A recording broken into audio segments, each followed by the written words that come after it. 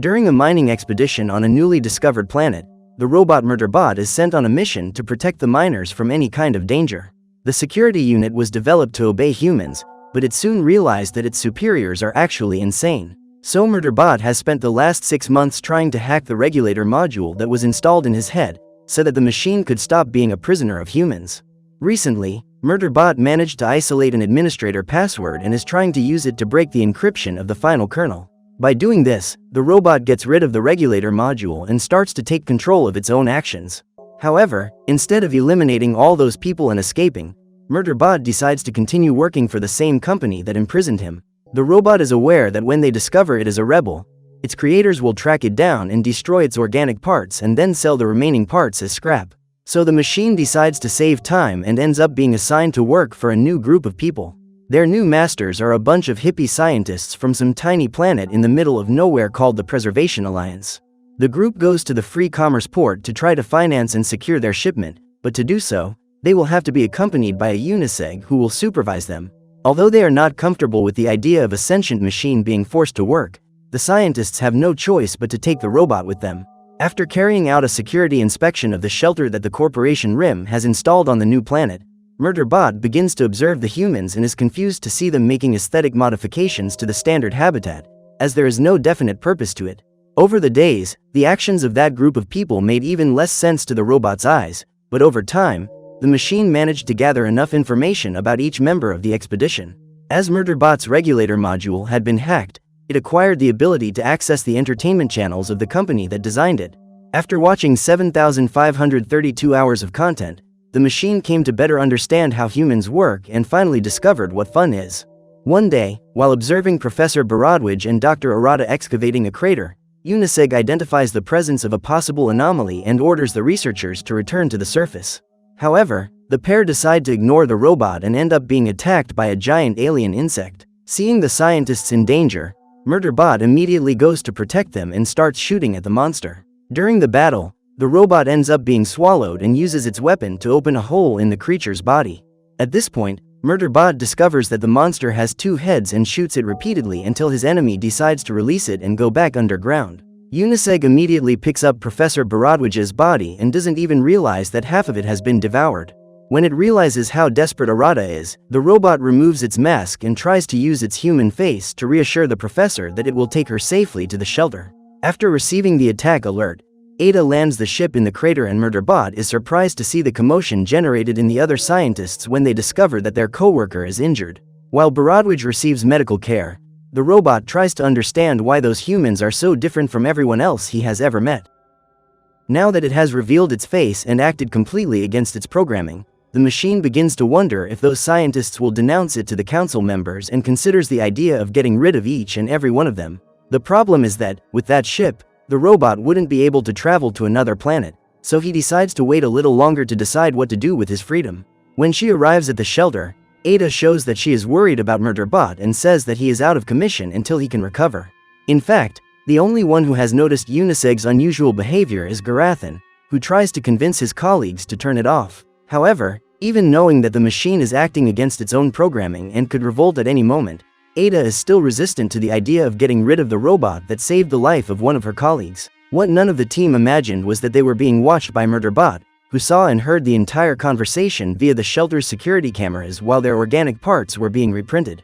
During the repair, Uniseg receives a call to join the scientists for a meeting and has to wear one of the suits worn by humans, since his armor has not yet been repaired. When he joins the humans, Murderbot is surprised by applause and congratulations for his bravery on the battlefield. This is the first time the robot has received recognition for his work and he is confused about how to react to the situation. Murderbot then helps the humans map the area to see if there are other monsters like the giant insect nearby and manages to hide the fact that it is a defective machine. In the evening, Dr. Ada goes to check that Murderbot is all right and says that if he needs anything during the night, he can send an alert at any time. After disabling the shelter's security cameras, Garathan meets with the team to find out what is going on. During the conversation, Ada volunteers to investigate the areas that have been erased from the map they received from the company sponsoring the expedition. Convinced that Uniseg poses a threat to humans, Garathan says they need to keep him out of the way until they return to free commerce. When he gets there, the man intends to report the problems the robot has been presenting and then it will be inactivated. During the secret meeting, Borodwij shows up and her friends are surprised to realize that she has fully recovered. The next morning, when he wakes up, Murderbot discovers that the scientists have made the decision to explore the area without him and decides to use the data mining software to monitor them. While Ada and Borodwij carry out the clearing mission, Garathan decides to stay in the shelter and calls the robot for a private chat. At this point, the scientist reveals why he advised Dr. Ada not to take Murderbot on that mission and says he feels there is something wrong with that machine. Upon arriving in one of the areas not described on the official map, Ada asks Borodwij to stay on the ship in case they need to flee from a monster in a hurry.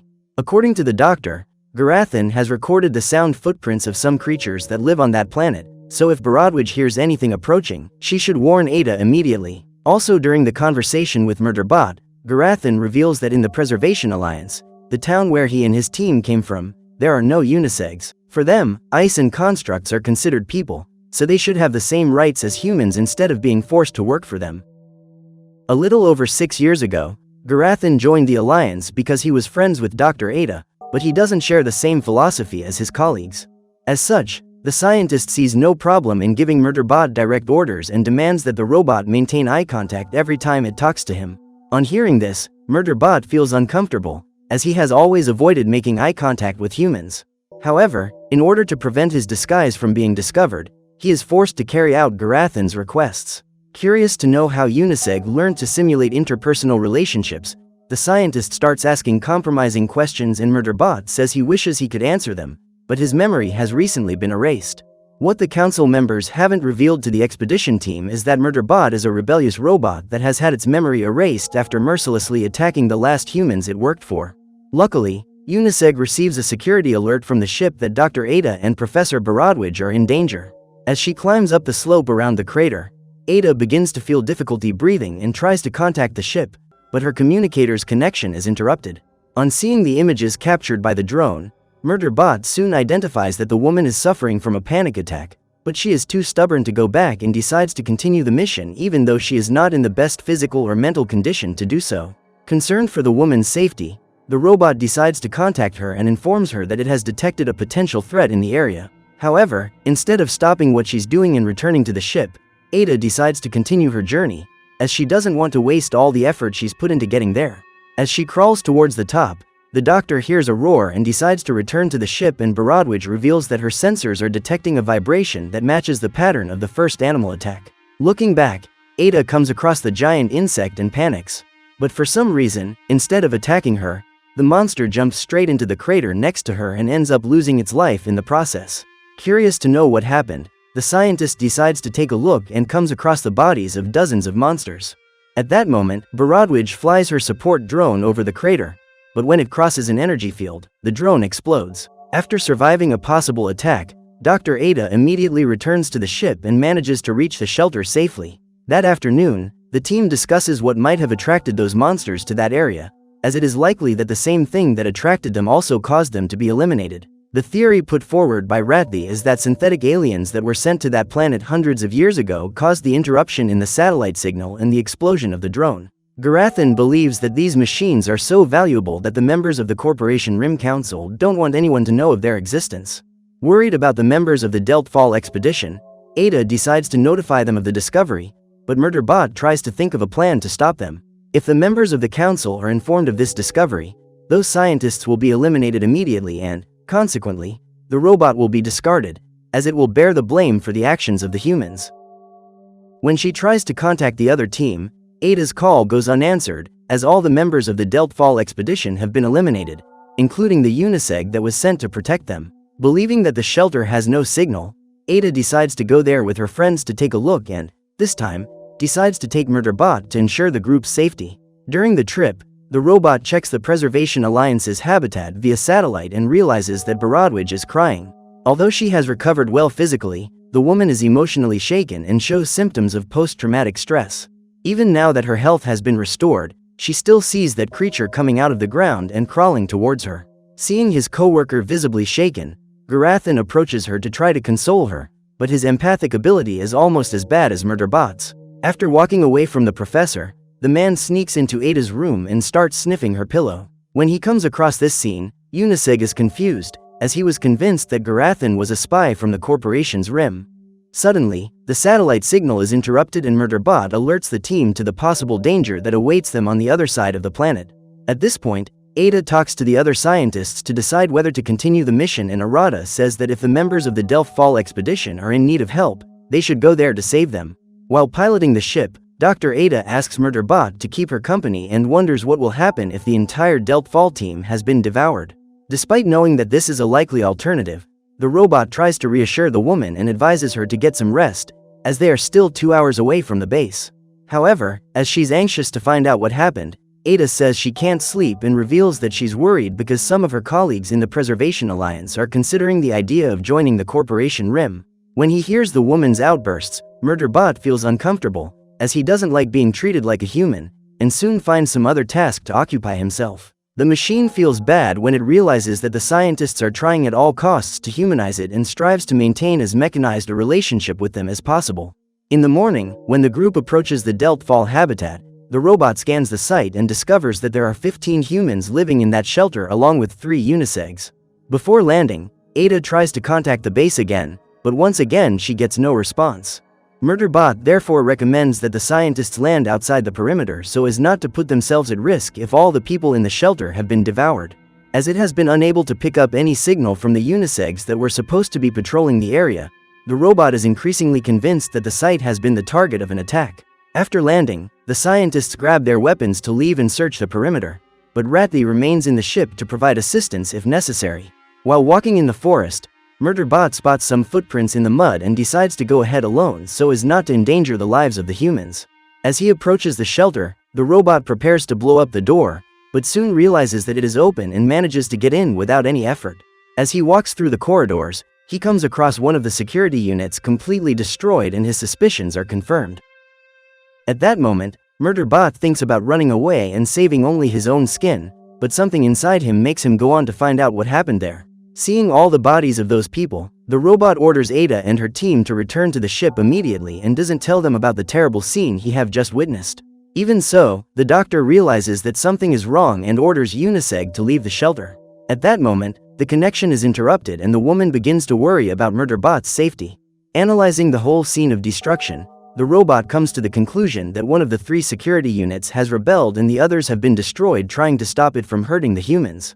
While observing the bodies scattered around the base, Murderbot is attacked by the robot that has rebelled and the two start a battle. Despite the fact that he's dueling against a superior and more advanced Uniseg model, Murderbot knows that his opponent has taken a lot of damage, so he's convinced that he can defeat him. After a few shots, Murderbot finally manages to immobilize his opponent and discovers that someone has taken control of that Uniseg. Uniseg factories are terrible places that rely on cheap human labor to maintain themselves. As well as having to face exhausting work routines in a totally unhealthy environment, the employees have to be on their guard at all times, because at any moment one of those machines could rebel. After knocking out the robot that attacked him, Murderbot ends up being knocked down by the person who took control of Uniseg and is dragged to an operating table. Meanwhile, Pin Lee and her friends start looking for Ada in the forest, as they realize that their leader has disappeared. When she finally manages to find her, Pin Lee tries to convince the woman to return to the ship, but Ada refuses to leave one of her companions behind. The doctor orders her subordinate to return to the ship and walks alone towards the shelter. At that moment, Murderbot is lying on the stretcher and wakes up without understanding what is happening. Frightened, the robot feels like screaming for help, but realizes that its voice box is turned off, unlike its pain sensors. While trying to find a way out of the situation, Murderbot sees his enemy holding a combat replacement module and realizes that this was the device used to control the Uniseg that attacked him.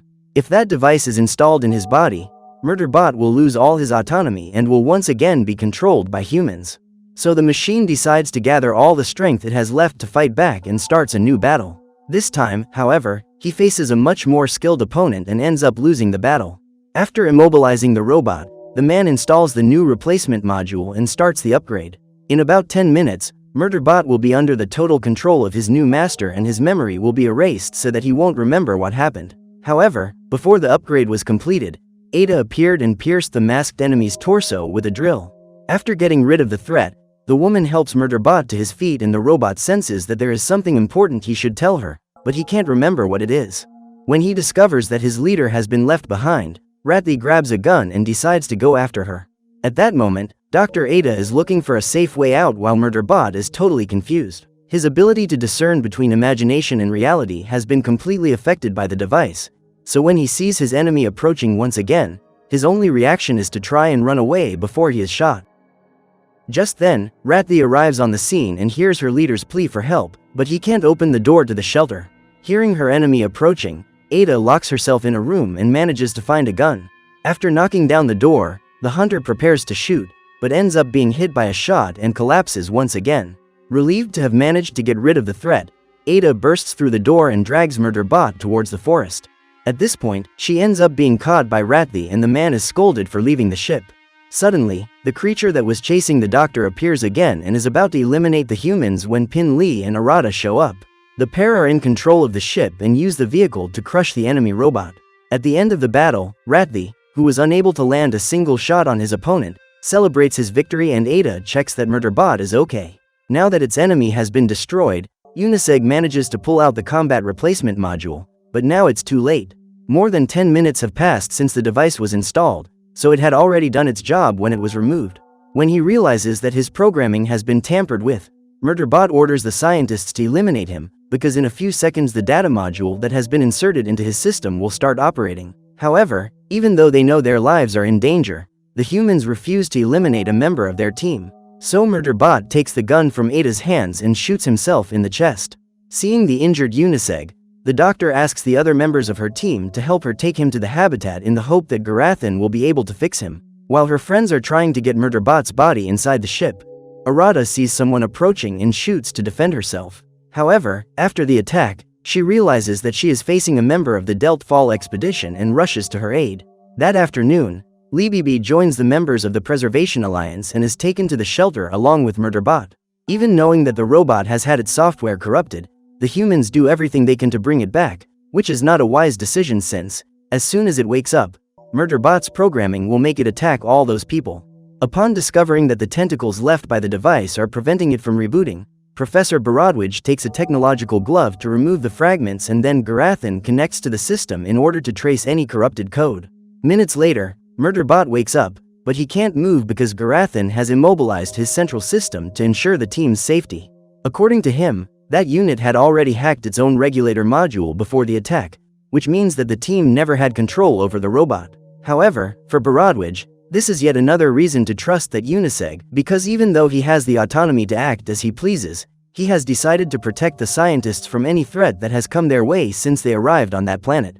At this point, the team begins to wonder if Corporation Edge is trying to sabotage the mission to eliminate them, but Murderbot says no, because the company has a financial interest in keeping them alive. The compensation for the loss of each member of the expedition would be extremely high, which would generate losses for the corporation. Unlike all his companions, Garathan is the only one who believes that Uniseg should remain immobile. However, Murderbot manages to hack the command flow of the central system and leaves after revealing how he feels about Garathan. Seeing the robot walking away, Ada goes after him and invites him to become an official member of her group, as she considers him a great friend, especially now that she knows that Uniseg has voluntarily sacrificed himself to save them. The doctor wants to keep him close, at least until they get off that planet and reach a safe place. With the promise that Murderbot's secret will be kept in that room and no one outside will know about the hacked regulator module, Mansa manages to make a deal with the machine and activates the emergency beacon to request Orla's help. However, Garathan reveals that he is unable to turn the beacon on remotely, so Murderbot volunteers to go there and turn it on manually. To get there, he have to fly the ship, so Ada decides to accompany him and spends most of the trip talking about her children. As they were about to arrive at the lighthouse, the pilot asked if Murderbot had any guesses as to who was responsible for eliminating all those Deltfall scientists, because if Orla didn't do it, there must be a third party involved. Given the facts, the theory most accepted by Uniseg is that there was an infiltrator on the expedition, as there was no sign of forced entry into the shelter. However, Ada suggests a new hypothesis and says that the invader managed to enter Delt Fall after introducing himself as a member of the Preservation Alliance. Thanks to the hospitality of the other scientists, the imposter managed to infiltrate the base with the aim of eliminating everyone there. After a few hours of travel, Murderbot managed to see the lighthouse and gave Ada the coordinates to land near it. However, as they are approaching the structure, an explosion occurs and the ship the duo are on crashes. So what did you think of this series? Leave it in the comments below. And if you liked the video, like and subscribe for more series recaps. See you next time.